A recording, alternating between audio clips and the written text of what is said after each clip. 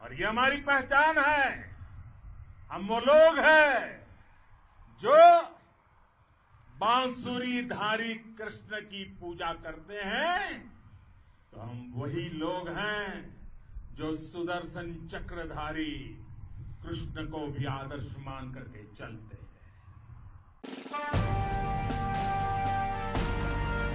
नमस्कार दोस्तों, स्वागत है आप सभी का हमारे चैनल पर। अभी तक की सारी बड़ी और जरूरी खबरें हम आपके लिए लेकर आए, तो चलेंगे एक एक बड़ी खबर की ओर। लेकिन उससे पहले अगर आप मानते हैं कि हमारा भारत पूरी तरह से चाइना से लड़ने में सक्षम है और मोदी है तो हर चीज मुमकिन है, तो अभी कर दीजिए इस वीडियो को लाइक, चैनल को कर दीजिए सब्सक्राइब, बेल आइकॉन दबाइए, साथ ही कमेंट बॉक्स में लिख दीजिएगा जय हिंद। तो चलते पहली बड़ी खबर की ओर, जहां आपको बताएंगे कि चीन और पाकिस्तान को करारा झटका। जी हाँ दोस्तों, भारत ने दिया है करारा झटका। बताएंगे किस बात को लेकर, साथ ही आपको बताएंगे जहां पर अमेरिका ने भी चाइना को दी है अभी तक की बड़ी चेतावनी। जी हां दोस्तों, सारी बड़ी खबरें बताएंगे। साथ ही कानपुर के हादसे को लेकर सीएम योगी आदित्यनाथ का बयान और रेलवे से जुड़ी खबरें लेकर आए दोस्तों। तो बने रहिएगा वीडियो के अंत तक और अंत में इस वीडियो को शेयर करना बिल्कुल मत भूलिएगा। तो चलते पहली बड़ी खबर की ओर, जहां आपको बता दें कि चीन और पाकिस्तान को एक और करारा झटका। भारत ने डाला प्रायर रेफरेंस कंट्री की लिस्ट में। जी हां दोस्तों, सीमा विवाद के बाद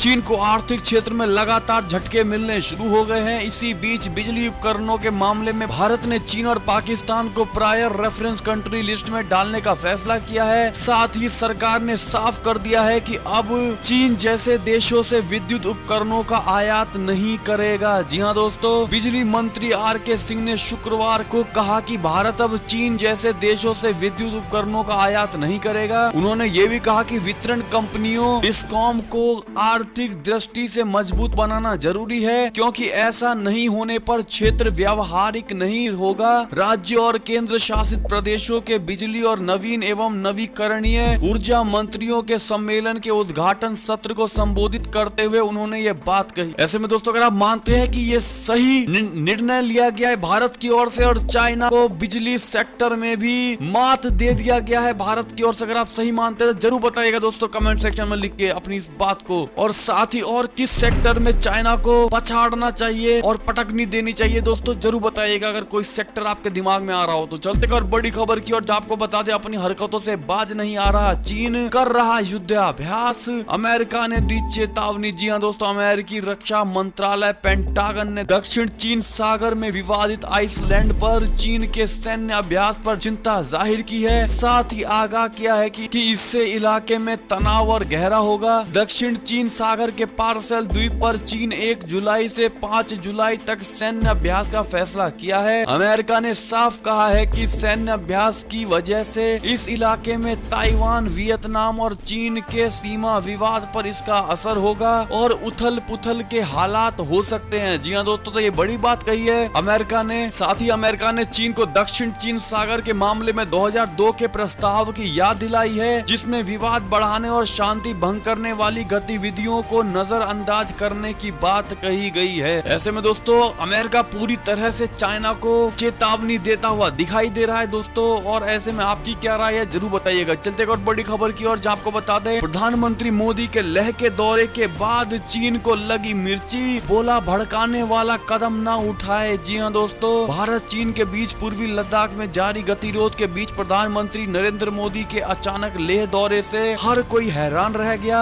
उन्होंने यहां थल सेना, वायु सेना, आईटीबीपी के जवानों से बातचीत की। प्रधानमंत्री मोदी ने यह दौरा हिंसक संघर्ष के बमुश्किल 18 दिन बाद किया है, जिससे चीन को कड़ा संदेश पहुंचा है। नतीजन पीएम मोदी के इस दौरान से ड्रैगन को मिर्ची लग गई है। इससे चीन बौखला गया है। ड्रैगन ने कहा है कि कोई भी पार्टी ऐसा कुछ ना करे जिससे माहौल खराब हो। आपको बता दे, झाओ लीजियन ने कहा है भारत चीन लगातार सैन्य डिप्लोमेटिक बातचीत करके बॉर्डर पर जारी तनाव को कम करने में लगे हुए हैं। ऐसे में किसी पार्टी को ऐसा कुछ करना नहीं चाहिए जिससे बॉर्डर पर तनाव पैदा हो। ऐसे में आपकी क्या राय है दोस्तों, और चीन के इस बौखलाहट को आप किस नजरिए से देखते हैं जरूर बताइएगा दोस्तों कमेंट सेक्शन में लिख के। और मोदी जी के बॉर्डर पर जाने को लेकर आप कितने खुश हैं दोस्तों, और अगर आप सही मानते हैं कि मोदी जी गए वहाँ पर ये अच्छा काम किया है, हमारे सैनिकों का बल मनोबल बढ़ाया है, तो अपनी राय जरूर दीजिएगा इस पर। चलते और बड़ी खबर की ओर, जहाँ आपको बता दें राजनाथ सिंह ने प्रधानमंत्री प्रधानमंत्री नरेंद्र मोदी के लद्दाख दौरे का जताया शुक्रिया, कहा जवानों का बढ़ाया मनोबल। जी हां दोस्तों, प्रधानमंत्री नरेंद्र मोदी के लद्दाख दौरे के लिए रक्षा मंत्री राजनाथ सिंह ने शुक्रिया अदा किया है। राजनाथ सिंह ने ट्वीट करते हुए कहा कि भारतीय सेनाओं के रहते देश की सीमाएं हमेशा सुरक्षित रही हैं और पूर्वी लद्दाख में चीन के साथ सीमा के तनाव के बीच प्रधानमंत्री मोदी ने आज लद्दाख का दौरा कर जवानों से मिलकर उनका मनोबल और ऊंचा किया है और मैं उनके इस कदम की सराहना करता हूं। अगर आप भी सराहना करते हैं दोस्तों मोदी जी के इस कदम का तो जरूर बताइएगा कमेंट सेक्शन में लिख के। एक और खबर की माने तो भारत चीन के LAC तनाव पर बोला जापान, ड्रैगन का एक तरफा प्रयास है गलत। जी हां दोस्तों, वास्तविक नियंत्रण रेखा पर भारत और चीन के बीच लंबे समय से चल रहे विवाद के बीच जापानी राजदूत सतोशी सुजुकी ने शुक्रवार को भारतीय और चीनी सैनिकों के बीच एक महीने पुराने तनाव सीमा गतिरोध की पृष्ठभूमि पर बयान दिया। उन्होंने कहा कि जापान वास्तविक नियंत्रण रेखा LAC पर स्थिति को बदलने के एक तरफा प्रयास का विरोध करता है। सुजुकी ने भारत के विदेश सचिव हर्ष श्रृंगला से बातचीत के बाद अपने आधिकारिक ट्विटर हैंडल पर एक ट्वीट में ये टिप्पणी की है, जैसा कि आप स्क्रीन पर देख सकते हैं। दोस्तों आपको बता दें दोस्तों, हर देश चाइना को गलत ठहराने पर लगी हुई है और भारत के साथ आती हुई दिखाई दे रही है। दोस्तों ऐसे में अगर आप मानते हैं कि भारत पर अन्य देश अगर गर्व करते हैं तो उसके पीछे एक कारण है, वो है नरेंद्र मोदी। अगर आपको भी यही लगता है दोस्तों तो जरूर बताइएगा कमेंट सेक्शन में लिख के। चलते और बड़ी खबर की ओर, जहां आपको बता दें चीन के नागरिक भी उससे तंग, जातीय अल्पसंख्यकों के खिलाफ कार्रवाई जारी। जी हां दोस्तों, शांति प्रांत के लिनफेन में एक चर्च के सदस्य का कहना है कि चीनी कम्युनिस्ट पार्टी का चर्च मामलों पर जबरदस्त नियंत्रण है। चीन में ईसाई और जातीय अल्पसंख्यक बीजिंग के भारी भरकम शासन के साक्षी रहे हैं। वर्षों से बीजिंग के अधिकारियों द्वारा चर्चों पर देशव्यापी दरार जारी है। जी हां दोस्तों, ऐसे में चाइना के लोग भी चाइना के सरकार से यानी बीजिंग से पूरी तरह से परेशान है दोस्तों, और वो भी उन्हें भी पता है कि उनकी सरकार उन्हीं के नागरिकों को किसी भी तरह की स्वतंत्रता नहीं देती है और हर तरह से बाध्य रखती है। ऐसे में आपकी क्या राय है जरूर बताइएगा दोस्तों। एक और खबर की माने तो सिलिकॉन वैली चाहता है कि भारत की ही तरह अमेरिका भी टिकटॉक पर बैन लगा दे। जी हां दोस्तों, भारतीय अमेरिकी पूंजीपति का कहना है कि वैश्विक IT हब सिलिकॉन वैली में किसी को भी भारत द्वारा टिकटॉक पर प्रतिबंध लगाने का कोई खेद नहीं है, बल्कि वहां लोग चाहते हैं कि अमेरिका भी चीन की इस लोकप्रिय एप्लीकेशन के खिलाफ ऐसा कदम उठाए। भारत ने टिकटॉक सहित चीन की 59 एप्लीकेशन पर सोमवार यानी 29 जून को प्रतिबंध लगा दिया था। भारत और चीन के बीच पूर्वी लद्दाख में वास्तविक नियंत्रण सीमा पर जारी गतिरोध के बीच ये कदम उठाया गया। अगर आप भी मानते हैं दोस्तों कि टिकटॉक जैसे एप्लीकेशन और चाइना के कोई भी एप्लीकेशन को पूरे कंट्री में बैन कर देना चाहिए तो अपनी राय जरूर दीजिएगा कमेंट सेक्शन में लिख के। और देश को आगे बढ़ाने के लिए दोस्तों